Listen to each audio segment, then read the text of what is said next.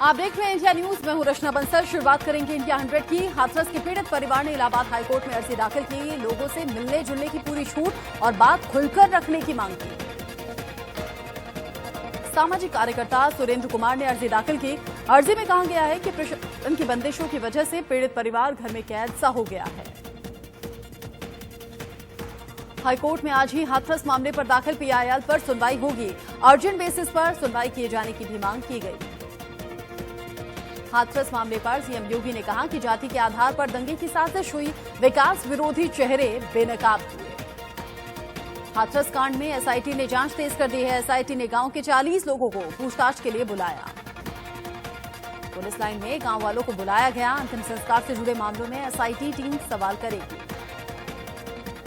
हाथरस मामले में दंगा भड़काने के आरोप में कांग्रेस नेता शिवराज को हिरासत में ले लिया गया। दंगों की बात करने का वीडियो सामने आने के बाद ये कार्रवाई हुई। हाथरस के आरोपियों ने जेल से एसपी को चिट्ठी लिखी। चारों आरोपियों ने खुद को निर्दोष कहा। आरोपियों ने लिखा, हमें फंसाया जा रहा है, हम पर झूठे आरोप लगाए गए हैं। चिट्ठी में एक आरोपी संदीप ने लिखा, पीड़िता से उसकी फोन पर बात होती थी जिससे पीड़िता की मां और भाई नाराज थे। आरोपी संदीप ने चिट्ठी में लिखा है कि पीड़िता को उनकी मां और भाई ने ही मारा है। हाथरस में विदेशी फंडिंग मामले में ईडी ने जांच शुरू की है। ईडी ने पीएफआई से जुड़े कई लोगों की बैंक डिटेल्स मांगी है। ईडी सभी के खातों में मनी ट्रेल की भी जांच कर रही है। हाथरस केस में चर्चा में आए वेबसाइट की भी जांच होगी। ईडी ने वेबसाइट के सर्विस प्रोवाइडर से जानकारी मांगी। प्रवर्तन निदेशालय जांच कर रहा है जो रकम आई है वो कहां और किसके पास गई। हाथरस में दंगा भड़काने की साजिश के मामले में पीएफआई के 4 सदस्यों को 14 दिन की न्यायिक हिरासत में भेज दिया गया। हाथरस मामले के बहाने पीएफआई पर जातीय दंगा फैलाने का आरोप लगा। यूपी सरकार के मुताबिक पीएफआई को 100 करोड़ की फंडिंग की गई। हाथरस में पीड़िता के परिवार के हर सदस्य के लिए 2 सुरक्षाकर्मी मुहैया करवाए गए हैं। हाथरस गैंगरेप पीड़िता के घर में पुलिस ने सीसीटीवी कैमरे लगाए हैं। साथ ही घर में आने वाले की भी रजिस्टर में एंट्री की व्यवस्था है। पश्चिम बंगाल में बीजेपी ने राज्य सरकार के खिलाफ सचिवालय मार्च निकाला। बीजेपी नेता की हत्या के खिलाफ कार्यकर्ता सड़कों पर हैं। कोलकाता में जगह जगह बीजेपी कार्यकर्ताओं ने प्रदर्शन किया। विद्यासागर सेतु और हावड़ा ब्रिज को पूरी तरह से बंद किया गया। प्रदर्शन कर रहे बीजेपी कार्यकर्ताओं पर पुलिस ने लाठीचार्ज किया। वाटर कैनन का भी इस्तेमाल हुआ है। बीजेपी महासचिव कैलाश विजयवर्गीय ने कहा कि पश्चिम बंगाल सरकार डरा रही है। विरोध के बुनियादी लोकतांत्रिक अधिकारों को भी नकारा जा रहा है। दिशा सालियान केस की जांच के लिए दायर याचिका पर आज सुप्रीम कोर्ट में सुनवाई होगी। याचिका में कोर्ट की निगरानी में सीबीआई से जांच कराने की मांग की गई है। सुशांत केस में एम्स के फॉरेंसिक हेड ने कहा है कि इस केस में एक और फॉरेंसिक जांच होनी चाहिए। भारतीय वायुसेना आज 88वां स्थापना दिवस मना रही है। गाजियाबाद के हिंडन एयरबेस पर वायुसेना ने अपनी ताकत का प्रदर्शन किया। हिंडन एयरबेस पर राफेल ने अपना दम दिखाया। तेजस और जगुआर के साथ राफेल ने विक्ट्री साइन बनाया। मिग 29 और सुखोई 30 ने आसमान में ग्लोबल फॉर्मेशन बनाया। वायुसेना के लड़ाकू विमानों का अद्भुत प्रदर्शन दिखाई दिया। मिग 29 और सुखोई 30 ने हवा में बहादुर फॉर्मेशन बनाया। सूर्य किरण और सारंग टीम ने आसमान में अनोखे करतब दिखाए।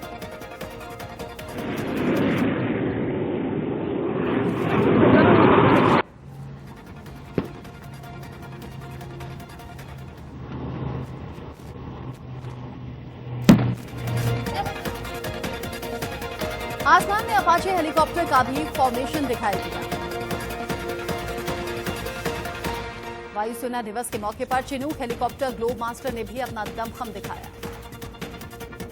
वायुसेना दिवस पर सीडीएस जनरल बिपिन रावत, तीनों सेना प्रमुख और कई वरिष्ठ अफसर भी इस कार्यक्रम में शामिल हुए। सुखोई 30 ने त्रिशूल फॉर्मेशन के साथ उड़ान भरी। आसमान में सुखोई की गर्जना सुनाई दी। वायुसेना दिवस पर वायुसेना प्रमुख आरकेएस भदौरिया ने कहा, 5वीं पीढ़ी के लड़ाकू विमान तैयार करने में प्रतिबद्ध हैं। टीम वर्क हमारी संस्कृति और परंपरा है। वायुसेना प्रमुख ने कहा कि हम किसी भी चुनौती से निपटने के लिए तैयार हैं। कोरोना संकट पर वायुसेना के जवानों ने हर संभव मदद की। वायुसेना प्रमुख को सबसे पहले गार्ड ऑफ ऑनर का अभिवादन दिया गया। ग्रुप कैप्टन सागर की अगुवाई में परेड की शुरुआत हुई। वायुसेना दिवस पर पीएम मोदी ने ट्वीट कर एयरफोर्स जवानों को बधाई दी। कहा, आपका साहस प्रेरणा देता है। पीएम मोदी ने कहा कि एयरफोर्स का मानवता की सेवा में अहम भूमिका है। हमारे आसमान को सुरक्षित वायुसेना रखती है। पीएम मोदी ने कहा कि आप साहस, शौर्य, समर्पण, प्रेरणा देते हैं। प्रधानमंत्री ने एक वीडियो भी ट्वीट किया। बिहार के पूर्व डीजीपी गुप्तेश्वर पांडे को विधानसभा चुनाव में टिकट नहीं मिला। बक्सर सीट बीजेपी ने अपना उम्मीदवार यहां से उतार दिया है। गुप्तेश्वर पांडे ने फेसबुक पर पोस्ट लिखा, कहा, मेरा जीवन संघर्ष में ही बीता है और मैं जीवन भर जनता की सेवा में रहूंगा। बिहार चुनाव को लेकर जेडीयू ने 115 उम्मीदवारों की लिस्ट जारी कर दी है। एनडीए गठबंधन में जेडीयू को 122 सीटें मिली हैं। आरजेडी ने पहले चरण के लिए 42 उम्मीदवारों की सूची जारी कर दी है। आरजेडी ने सूची जारी करने से पहले ही अपने कई उम्मीदवारों को सिंबल दे दिया था। बिहार के नेता प्रतिपक्ष तेजस्वी यादव ने पूर्णिया हत्याकांड को लेकर सीएम नीतीश कुमार को चिट्ठी लिखी है। सीबीआई जांच की मांग की गई। कांग्रेस प्रत्याशियों के नामों की आधिकारिक घोषणा कर दी गई। पहले चरण के लिए कांग्रेस ने 21 प्रत्याशियों की लिस्ट जारी की है। ताइवान नेशनल डे पर इंडियन मीडिया को चीन ने नसीहत दी। कहा, इंडियन मीडिया चीन की वन चीन पॉलिसी का सम्मान करे।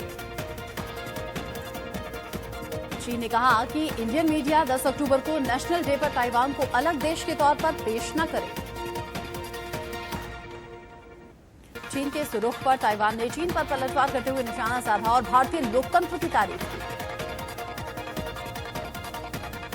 ताइवान ने कहा कि भारत के मीडिया और लोग को आजादी पसंद है, लेकिन चीन भारत पर भी सेंसरशिप थोपना चाहता है। आईपीएल सीजन 13 के 22वें मुकाबले में आज हैदराबाद और पंजाब के बीच में टक्कर होगी।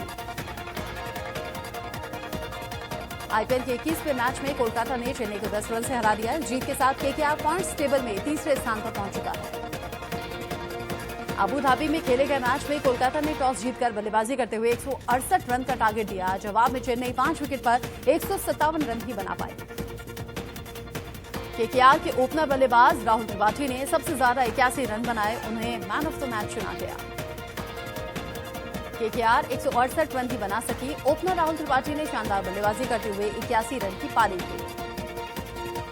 राहुल त्रिपाठी के अलावा सुनील नरेन और पैट कमिंस ने 17-17 रन की पारी खेली। कप्तान दिनेश कार्तिक 12, नीतीश राणा 9 रन बनाकर आउट हुए। 13वें ओवर तक मैच चेन्नई की पकड़ में था। वॉटसन के आउट होते ही मैच पलट गया। कोलकाता के शिवम, वरुण, कमलेश और सुनील नरेन ने एक-एक विकेट छटका। लक्ष्य का पीछा करने उतरी चेन्नई की शुरुआत शानदार रही। शेन वॉटसन ने डू प्लेसिस के साथ 30 रन की ओपनिंग पार्टनरशिप की। इस सीजन में चेन्नई की ये चौथी हार है। सीएसके ने अब तक 6 मैच खेले हैं, जिनमें से उसे सिर्फ 2 में ही जीते।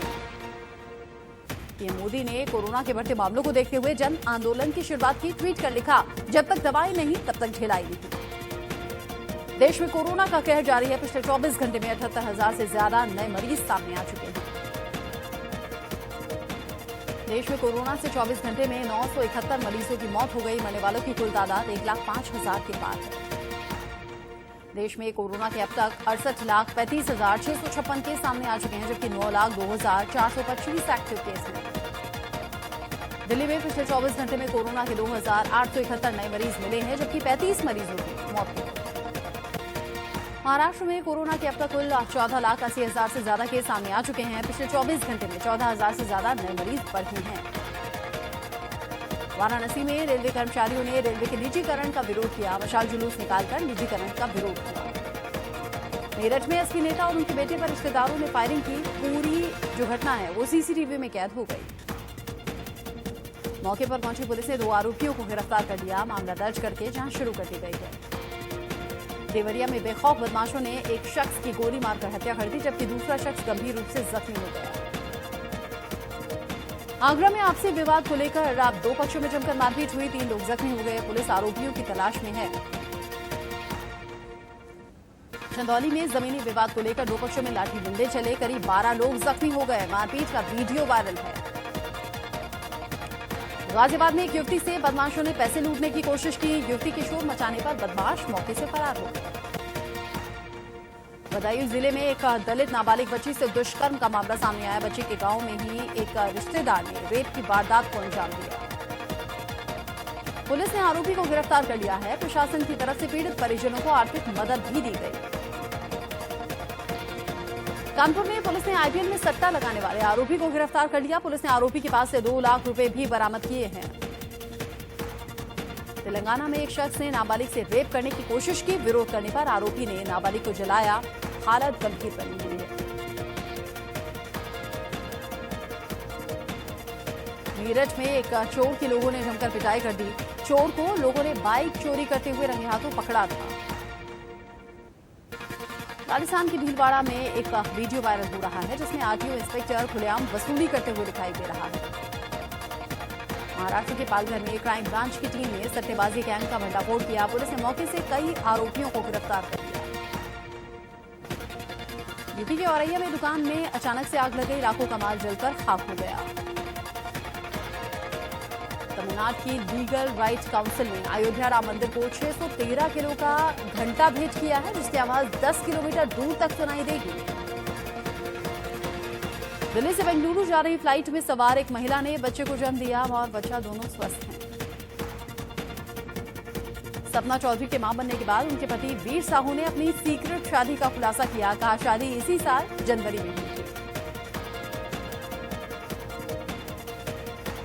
कानपुर में 2 चचेरी बहनों ने समलैंगिक विवाह कर लिया। परिजनों ने जब उनके लापता होने की शिकायत पुलिस से की तब जाकर इस मामले का खुलासा हुआ। अटल टनल की सुरक्षा के मद्देनजर सरकार ने टनल की फोटोग्राफी पर रोक लगा दी। फोटोग्राफी करने वाले शख्स पर कार्रवाई की जाएगी। आर्मेनिया और अजरबैजान के बीच में जंग जारी है। अजरबैजान की राजधानी स्टेपनकर्ट में गोले दागे गए। इस जंग में अब तक 220 सैनिक मारे जा चुके हैं। टीसीएस के दूसरे तिमाही के मुनाफे में करीब 5% की बढ़ोतरी की गई है जबकि पूरे साल में कंपनी के मुनाफे में 7% की गिरावट दर्ज की गई। कोरोना की वजह से रियल एस्टेट सेक्टर पस्त हुआ है। जुलाई से सितंबर के बीच में घर की बिक्री में 35% की गिरावट आई है। गुरुवार को सेंसेक्स कोरोना काल में पहली बार 40,000 के पार पहुंचा। टीसीएस के शेयर में भारी उछाल दिखा। जर्मनी ने बढ़ते संक्रमण को देखते हुए 70 साल में पहली बार नाइट कर्फ्यू लगाने का ऐलान किया। शनिवार से रात का 11 बजे से लेकर सुबह 6 बजे तक सभी बार रेस्टोरेंट बंद रहेंगे। बेलारूस में पिछले 3 महीने से लगातार राष्ट्रपति लुकाशेंको के खिलाफ प्रदर्शन हो रहा है। चुनावों में धांधली को लेकर जनता राष्ट्रपति के इस्तीफे की मांग पर है। पाकिस्तान की अदालत ने पूर्व राष्ट्रपति आसिफ अली को भ्रष्टाचार के मामले में दोषी करार दिया। भ्रष्टाचार के तीनों मामलों में बरी करने की याचिका को ठुकराया। आर्थिक संकट से जूझ रहा देश वेनेजुएला अब 1 लाख रुपए का नोट जारी करेगा। एक नोट में केवल आधा किलो चावल मिलेगा। वेनेजुएला के 1 लाख बोलीवर नोट की कीमत सिर्फ $0.23 ही रहेगी, यानी कि इससे केवल 2 किलो आलू ही खरीदे जा सकते हैं। अमेरिका ने H-1B वीजा को लेकर नए सर्कुलेशन जारी कर दिए हैं। इसके मुताबिक अमेरिका ने दूसरे देशों के कर्मचारियों को दिए जाने वाले वीजा की संख्या में कटौती कर दी है। दुनिया भर में कोरोना से अब तक 3 करोड़ 62 लाख से ज्यादा लोग संक्रमित हो चुके हैं, जबकि 10,58,000 से ज्यादा लोगों की जान जा चुकी है। अमेरिका में कोरोना से संक्रमितों का आंकड़ा 77,54,000 के पार पहुंच चुका है, जबकि मरने वालों की संख्या 2,16,000 से ज्यादा है। कोरोना से ब्राजील में अब तक करीब 1,47,000 से ज्यादा लोगों की मौत हो गई है, जबकि 49,78,000 से ज्यादा संक्रमित हैं। रूस में अब तक संक्रमितों की संख्या 12,48,000 के पार है, जबकि मरने वालों का आंकड़ा 21,000 के पार है। मैक्सिको में कोरोना के अब तक 82,000 से ज्यादा लोगों की मौत हो गई है, जबकि 7,94,000 से ज्यादा लोग संक्रमित हैं। दिवाली से पहले चीन से एक्सपोर्ट होने वाली लड़ी और झालरों पर सरकार ने सख्ती लागू की है। इसके तहत अब भारतीय बाजारों में खराब स्टैंडर्ड वाले सामान नहीं बिक पाएंगे। पुणे एयरपोर्ट के रनवे पर दोबारा से सड़क बिछाने का काम शुरू किया जा रहा है, जिसकी वजह से 1 साल तक रात में विमान नहीं उड़ेंगे।